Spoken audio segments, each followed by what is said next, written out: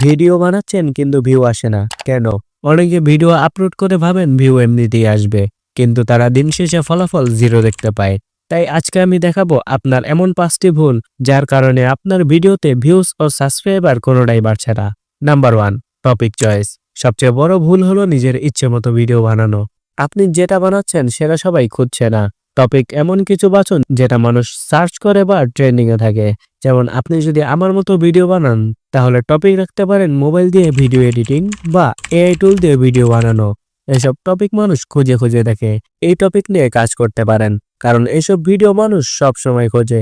Number 2, hook দিন। Hook এমন একটা জিনিস যেটা আপনার ভিডিও ভাইরাল করার পেছনে সবচেয়ে বড় অবদান পালন করে।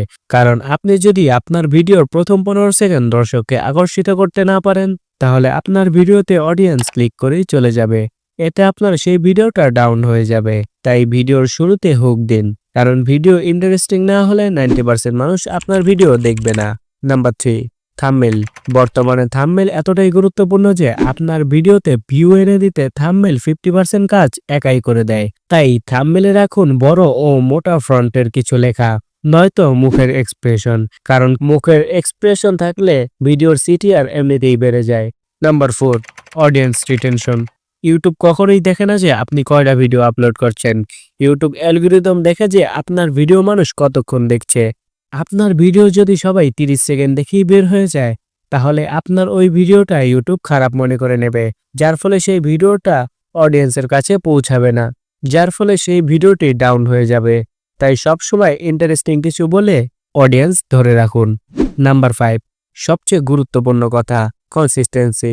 অনেকেই 3টা ভিডিও দিয়ে বসে থাকেন এবং ভিউ না আসতে বলেন যে আমার দ্বারা ইউটিউব হবে না। ভাই, 1টা 2টা ভিডিও দিয়ে ভাইরাল হওয়া যায় না।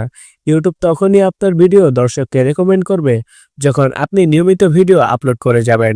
আপনার কাজ হলো মাসে অন্তত 8টা ভিডিও দেওয়া। ইউটিউব দেখতে চায় আপনি ইউটিউবকে কতটা সিরিয়াসলি নিয়েছেন। যত কনসিস্টেন্সি হবেন, ইউটিউব তত বেশি আপনার ভিডিও অডিয়েন্সকে রেকমেন্ড করবে। সর্বশেষ কথা, কোয়ালিটিফুল ভিডিও আপলোড করুন। 2025 সালে এসে যদি আপনি কোয়ালিটিফুল ভিডিও আপলোড না করতে পারেন, তাহলে এত কম্পিটিশনের মধ্যে টিকে থাকতে পারবেন না। তাই সবসময় চেষ্টা করুন 1080তে ভিডিও আপলোড করার এবং ভিডিওতে ইন্টারেস্টিং করে এডিট করুন এবং আপনার ভিডিও অনুযায়ী টাইটেল এবং ডিসক্রিপশন লিখুন, যেগুলো সার্চ করলে সহজেই পাওয়া যায়। লাস্ট একটা কথা, কেউ একদিনে সফল হতে পারে না। সফল হতে ধৈর্য ও পরিশ্রমের প্রয়োজন। তাই ধৈর্য ধরুন ও পরিশ্রম করুন, সফলতা একদিন আসবেই। তো এই ছিল আজকের ভিডিও। যদি ভিডিওটি একটু কাজে আসে, চ্যানেলটি সাবস্ক্রাইব করে যাবেন। আল্লাহ হাফেজ।